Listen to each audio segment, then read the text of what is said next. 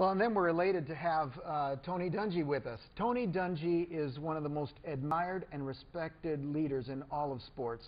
As you know, he was the 7-year coach for the Indianapolis Colts and the first African-American to lead a team to a Super Bowl victory. He's currently an analyst on NBC's Football Night in America. He's authored a couple books, Uncommon and Quiet Strength. But in recent years, here's why we asked him to come to the summit. In recent years, he's developed some mentoring skills. Well, actually over his whole career, but he's been deploying them much more in recent years. He's helped work with folks like Michael Vick and actually helped turn his life around. And he's learned some things about what it means to mentor other leaders. And he's going to share those insights with us at the summit. That's going to coincide with the release of a new book that's entitled The Mentor Leader. Take a look at this little video clip, give you a little more insight into Tony.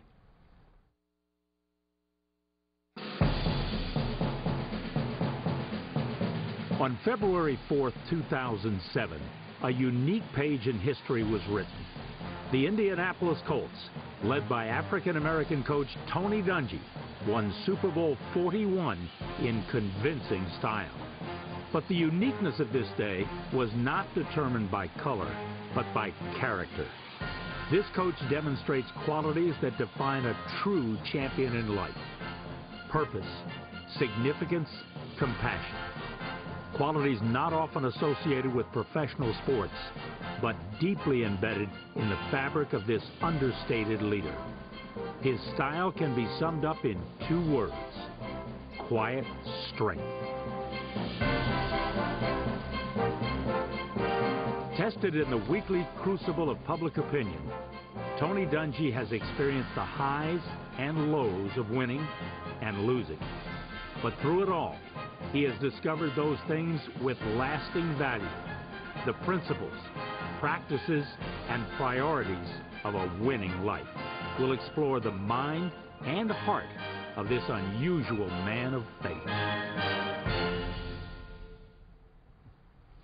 Jimmy, probably one of the most frequently asked questions I get when I do coaching and mentoring around the world, and most of the time I do it outside the borders of the U.S., someone says, what about this mentoring thing? Yeah. How do I find a mentor? Or is it my responsibility or someone else's responsibility that I get mentored? Yeah. And we've wanted to do a session on this at the summit for a long time. Yeah.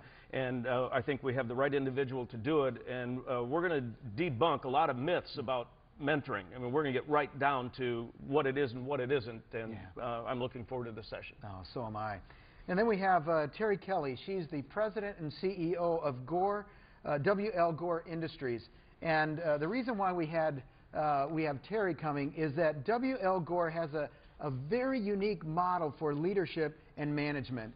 Gary Hamel referred to her in his talk last year at the summit and also highlighted her in his book, The Future of Management.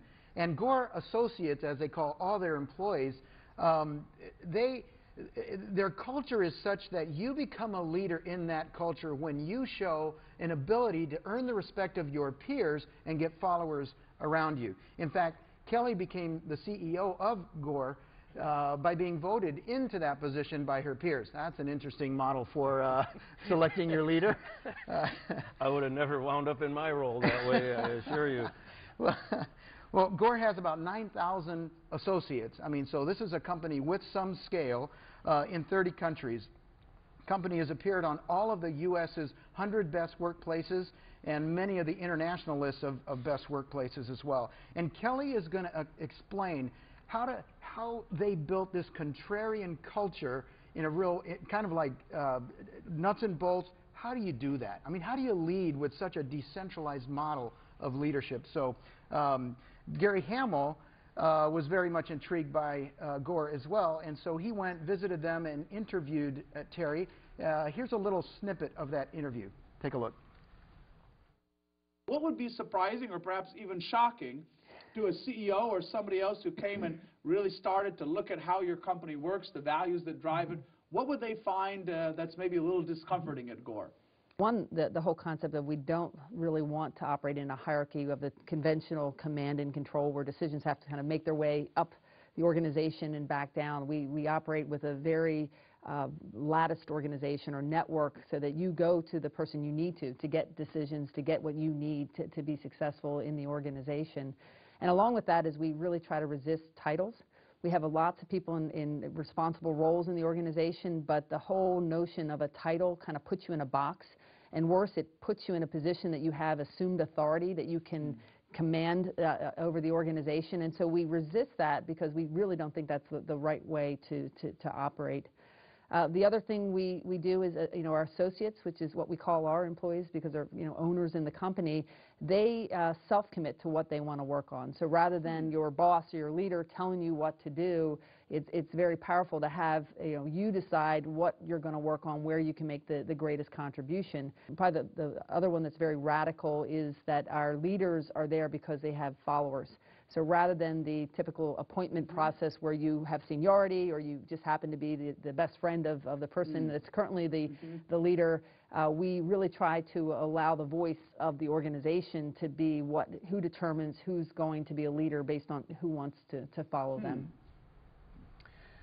Oh no, that's going to mess with some people's brains right there. I mean, I'm wondering if I agree with half of that.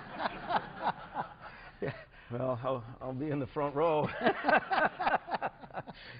Well, okay, good times. The next speaker that we're going to talk about is a very close friend of mine and someone I've respected for a long, long time, and that's Andy Stanley. And I've spent quite a bit of time in recent months with Andy, and he is just getting better and better and better as a leader. He's always been a fantastic communicator. Everyone knows that. But he has decided to kind of up his leadership game in recent years, in my view. And so I want to show you just a brief clip from Andy, and then I'll talk to you a little bit more about him. I love Leadership Summit. It's one of the only opportunities I get throughout the year to hear leaders really from all over the world bring their perspective on what's happening in their current leadership context. I'm really excited about this upcoming Leadership Summit because I get to speak. And the thing that I've really been thinking about a lot lately is what do you do with conflict with an organization? And sometimes as leaders, our tendency is to lead away from conflict or to resolve all the conflict. But we're discovering at North Point that there's actually a way to leverage conflict within the organization to make the organization better. Leveraging conflict. Yeah. Oh, man. I'm still fine with avoiding it as often as I can avoid it, but again, I'll be in the front row for that one. The next speaker I want to talk to you about is probably a name that you have not heard widely, and yet I think you are going to in future years. And this speaker's name is Jeff Manion. And he's been the senior pastor of Ada Bible Church, which is outside Grand Rapids, Michigan. He's been the leader there for 25 years. It's a church of 6,000 and growing. And I want to tell you how he wound up being a speaker at this year's summit. My daughter, Shauna, stopped me one time and she said, Dad, I don't often give you books or tapes and say you have to read this or listen to this. This is one of those times when I'm saying you have to listen to this CD. And she said it's from Jeff Manion, who I knew a little bit. And so I lost it in my briefcase for many months. I mean, it was in there. I just didn't realize it was in there. And one night I pulled it out and I played it. And I'm not kidding you. I knew halfway into that CD that this was an anointed concept, not just talk, but concept. Because Jeff talks about the land in between. Yeah. Leaders are always telling their followers, we can't keep doing this. Yeah. This has run its course. God bless that for a season, but now that season is done. We need to move on to the new reality. And so the leaders cast vision and they fire people up to move to the new reality.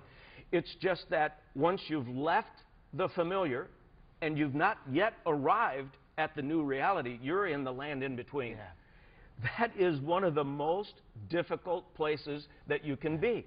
And we leaders spend an enormous amount of time there. I mean, when you arrive, you're only going to be there for a short period of time, and that's going to run its course, and then you're going to have to move on to a new reality again. And so I heard that talk about the land in between, and I gave it to you. You gave it to me. I listened to that CD got right back to you and said, man, I think we've landed on something here for the summit. I love it when I get like ministered to. Yeah. Like that thing affected me. Yeah. Because leaders, it's the nature of leadership. You're always in between something because you're always catalyzing change. And lots of changes have happened this last year. And I'm like, man, this thing is just hitting me square in the center of my soul. And I think it'd be a blessing to the leaders at the summit. Yeah, so we called Jeff and he said he'd be delighted to give that talk. And it's based right out of an Old Testament scripture. This thing has a very solid biblical foundation to it. And you'll remember the talk, you'll remember the concept, I predict, probably for the rest of your life. So you have that to look forward to. Yeah.